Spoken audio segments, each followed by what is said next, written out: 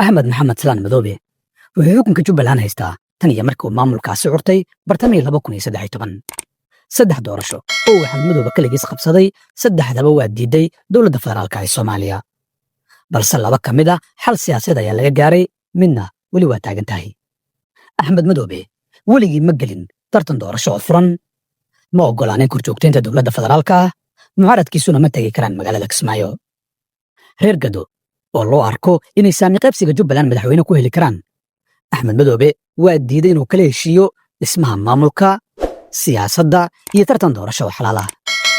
Axmed Madoobe wuxuu maanta ka hadlayaa in laga heshiiyo doorashada soo socota ee dowladda federaalka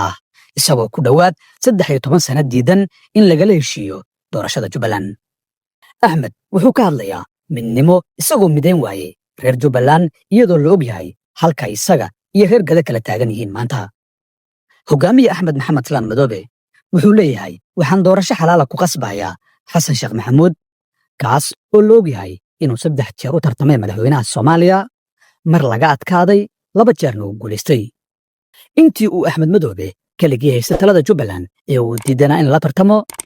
fila Soomaaliya waxa isku bedelay 2 madaxweyne oo mid ka mid ah uu 2 jeer talada helay galmudug 3 hogaamiye ayay yeelatay hirshabelle 3 hogaamiye ayaa isku bedeshay koonfur galbeed 2 hogaamiye Puntland 3 hogaamiye Somalilandna 3 hogaamiye wali Axmed Madoobe wuxuu rabaa inuu tartan la'aan haysto talada Jubbaland dastuurka Jubbaland wuxuu dhigayaa inaan qofka 2 jeer ka badan loo dooran karin hogaamiyaha maamulka laakiin Axmed Madoobe taas waa iska diiday oo qodobkaas dhawaan ayuu bedelay isagoo adeegsanaya baarlamaan oo muddaxileedkii sharciga ka dhamaaday wax kasta oo ka imaan lahaa Kismaayo imaamka iyo qibladuba waa qaldan yihiin waliba iyadoo la og yahay taasoo si weyn u macmatiraysa shirka loo tagay magaalada Kismaayo haddii ninka goosha dhigay uu ahaan lahaa Saciid Cabdullaahi Dani oo 2 jeer tartan dhabaha ku adkaaday goobtuna ay ahaan lahayd magaalada Garowe oo mucaarad iyo muxaafidba u furan culaysku waa ku badan lahaa nidaamka madaxweyne Xasan Sheekh laakiin maanta ma jirto kaab dadka Soomaaliyeed loogu qancin karo Axmed Madoobe ayaa haya xal doorasho ama mid dowladeed